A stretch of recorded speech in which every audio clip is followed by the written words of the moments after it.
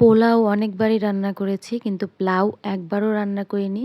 কিন্তু ফেসবুকে এত প্লাউ রান্নার এবং খাওয়ার ভিডিও দেখে মনে হলো আমারও একবার প্লাউ রান্না করা উচিত এবং আপনাদের সাথে ভিডিওটা শেয়ার করা উচিত।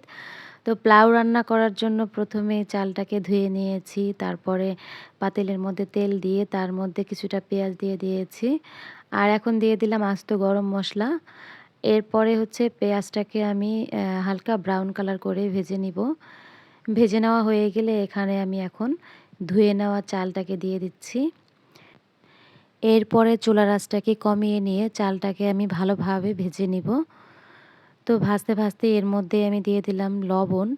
পরিমাণ মতো লবণ দিয়ে এখন আমি আরেকটু ভেজে নিচ্ছি।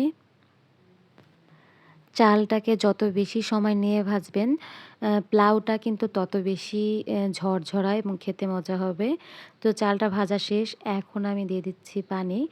আমি এখানে যতটুকু চাল নিয়েছিলাম তার দ্বিগুণ পরিমাণে গরম পানি দিয়ে দিয়েছি। পানি দেওয়ার সাথে চুলার আঁচটাকে একদম হাই হিটে করে দিয়েছি। এবার যখন দেখবেন পানি আর চালটা এরকম সমান হয়ে গিয়েছে, তখন একটা ঢাকনা দিয়ে ঢেকে দিতে হবে। আর চুলার আঁচটাকে একদম কমিয়ে দিতে হবে। তো ঢেকে দেওয়ার আগে আমি এর মধ্যে ৪ থেকে ৫ টা কাঁচামরিচ দিয়ে দিলাম ফ্লেভারের জন্য।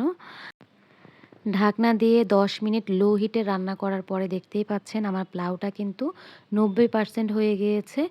এখন নিচের যে রাইসগুলা সেটাকে আমি উপরে তুলে দিচ্ছি যাতে সবগুলো রাইস একদম সমানভাবে কুক হয়। এ পর্যায়ে চুলাটাকে অফ করে দিয়েছি। আর একটা ঢাকনা দিয়ে এখন ঢেকে দিব ১০ মিনিটের জন্য। আর যারা পোলাওতে ঘি খেতে পছন্দ করেন এ পর্যায়ে কিন্তু ঘিটাকে উপরে ছড়িয়ে দিয়ে তারপর ঢেকে দিতে পারেন। তাহলে সুন্দর একটা সুগন্ধ বের হবে। কিন্তু আমার বাচ্চারা ঘিয়ের গন্ধ একদমই পছন্দ করেন না।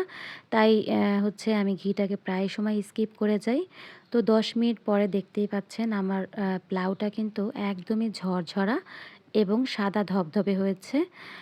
আর এই যে এখন প্লাউ তো আর খালি খাওয়া যাবে না। প্লাউর সাথে ট্লাউ হিসাবে কিছু একটা লাগবে। তাই আমি প্লাউর সাথে এই যে মাংস করে নিয়েছিলাম।